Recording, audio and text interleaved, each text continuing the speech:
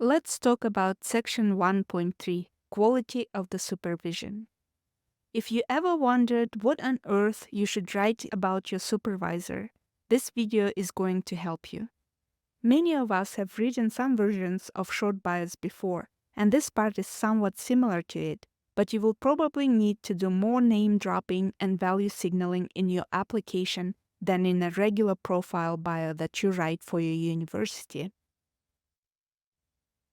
Start with stating the current position of your supervisor and their department and institution. Sometimes people have multiple academic, non-academic, and honorary positions outside of their main university. You can name them as well if you think that this would increase the profile of your supervisor.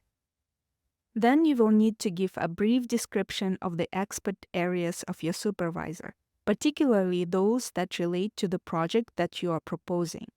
This can be short if the link is straightforward, but it can also be a little more elaborate if it needs to have a little bit of a stretch with regards to the project. Next, I would write about the publishing record of the supervisor. This part always sounds the most showy to me, but I've just seen so many people do it in their applications, so I think it should be okay. Basically, you write about approximately how many peer-reviewed papers your supervisor published and in what journals.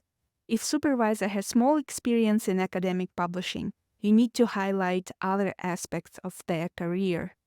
And if the supervisor also has many citations and an impressive H index, you can also mention those too. I personally do not subscribe to these metrics, but it might be a good shortcut to showcase the research experience of the supervisor. However, if your supervisor's profile looks somewhat like mine, I recommend not mentioning it at all. In the following sentences, you would describe awards, fellowships, and grants of the supervisor. Here you need to focus on the most prominent ones, especially the ERC grants. You can give short descriptions of those grants too, especially if they are within your area or an area where you will receive training from your supervisor. Then you can mention domestic and international collaborations of your supervisor. The names of these collaborators can be mentioned either to showcase the breadth and variety of the collaborative network of your supervisor, or to mention some prominent scholars, or also to highlight specific connections that will be useful for your project. This is not necessarily done to do name dropping, but mostly to show that you know the details and you know your supervisor. And next, you can write names and numbers of graduate students, postdoctoral fellows, and also Marie Curie fellows that worked with this supervisor.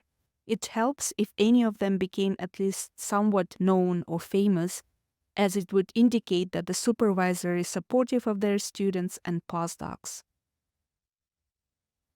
This template can be downloaded for free from my Gumroad page, and I will link it in the description box. Good luck with your applications, and bye!